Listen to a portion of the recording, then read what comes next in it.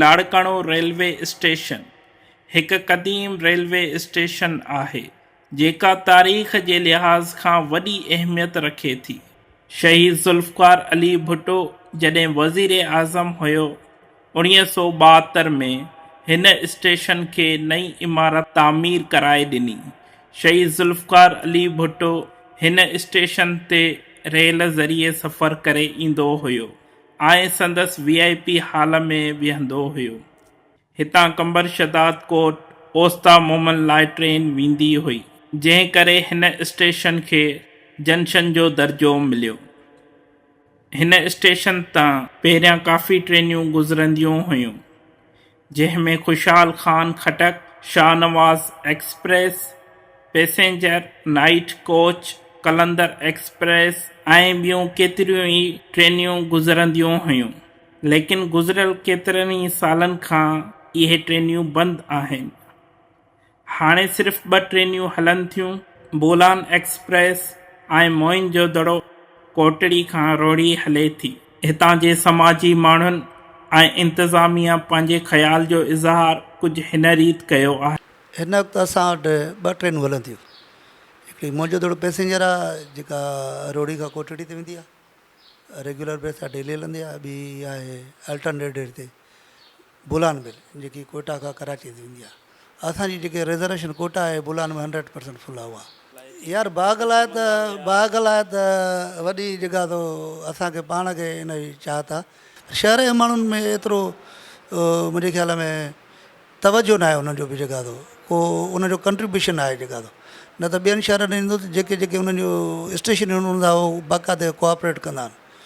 असांजा वसाइल जेके रेल जा आहिनि उहे त असां पंहिंजी तरफ़ां इस्तेमालु कयूं था। जेके असां वटि रिसोर्सिस आहिनि सफ़ाई जे हिसाब सां, पाणी जे हिसाब सां, पब्लिक जे वेहण जे हिसाब सां, पब्लिक पार्क आहे इहो रेलवे जो, इन जे हिसाब सां। ऐं हिन वक़्तु जेकी तव्हां स्टेशन तां ॾिसंदो त वीरान तव्हांखे नज़र ईंदी, छो त हिन स्टेशन ते जेको आहे सो रुॻो हिन वक़्तु 2 ट्रेनियूं हली रहियूं आहिनि। हिकिड़ी ट्रेन जेकी आहे उहा रोज़ाना हलंदी आहे मोहन दड़ो कोटड़ी खां जेको आहे सो रोड़ी ताईं, ऐं बुलान मेल जेकी आहे सो उहा ट्रेन ई थी अचे हिन जेको आहे सो ट्रैक ते, छो त उहा कोटिया खां कराची लाइ जेको आहे सो उहा ईंदी आहे। ऐं असीं उन सां गॾु मुतालबो था करियूं त बराए महिरबानी हीअ जुंगशही खे आबाद कयो वञे। ऐं उन सां गॾु अफ़सोस सां चवणो थो पवे त हिते को बि सिक्योरिटी निज़ाम न आहे। जिथे तव्हां ॾिसो का पाणी जी सहूलियत न आहे, हीअ ॾिसो हीअ वीरानी जो मंज़र आहे। तव्हां ॾिसो त स्टेशन हेॾी वॾी आबादी जे बावजूदि उते हींअर जेके रेलवे ट्रैक जेको आहिनि उहे तमामु जेके बेहाल लॻी पियूं आहिनि। हिते पहिरियों जेको आहे सो हिते एतिरा स्टॉल हुया, जेको आहे सो तक़रीबन घटि में घटि जेको आहे सो 15 स्टॉल हुया, रेड़ियूं हर शइ हूंदी। हाणे जेको आहे ट्रेन बंदि थियण जे करे जेको आहे हिते कोई स्टॉल न आहिनि, कुझु बि न आहे। किराया भरणा था पवनि, गाॾियूं हुजनि न हुजनि, जेको आहे रेलवे असांखे छॾे कोन थी। उहे असां उहो किरायो हर महीने जेको आहे वठनि था पिया। जेकॾहिं नथा ॾियूं त असांखे जेको आहे जुर्मानो था लॻाइनि, चवनि था जा सामान खणी तव्हां हितां हलिया वञो। ॿुधाए एतिरा पुराणा माण्हू आहियूं, असांखे घटि में घटि 35 साल थी विया आहिनि हिते स्टेशन ते। असां हाणे काॾे वञूं हिन उमिरि में? जो महिरबानी करे जेको आहे सो असांखे का सहूलियत ॾिनी वञे ऐं ट्रेनूं बि बहाल कयूं वञनि। हिते एतिरी सहूलियत हूंदी जो असां हितां सफ़रु कंदा हुआसीं कराचीअ, तमामु को बि मतिलबु असांखे कंहिं बि क़िस्म जी तकलीफ़ न हूंदी। किरायो बि सस्तो हूंदो हुयो ऐं सफ़र जी बि सहूलियत हूंदी। गाॾियूं सुठियूं हूंदियूं, टाइम ते ईंदियूं हुयूं, टाइम ते हलंदियूं हुयूं। ऐं हिन स्टेशन ते एतिरा माण्हू ख़ुशि हुया जेके ग़रीब तबिके सां वास्तो रखनि पिया, जीअं कूली हुया या चांहि वारा हुया, पकोड़नि वारा हुया, मशीमानीअ वारा हुया। हिते तमामु सहूलियत हूंदी हुई।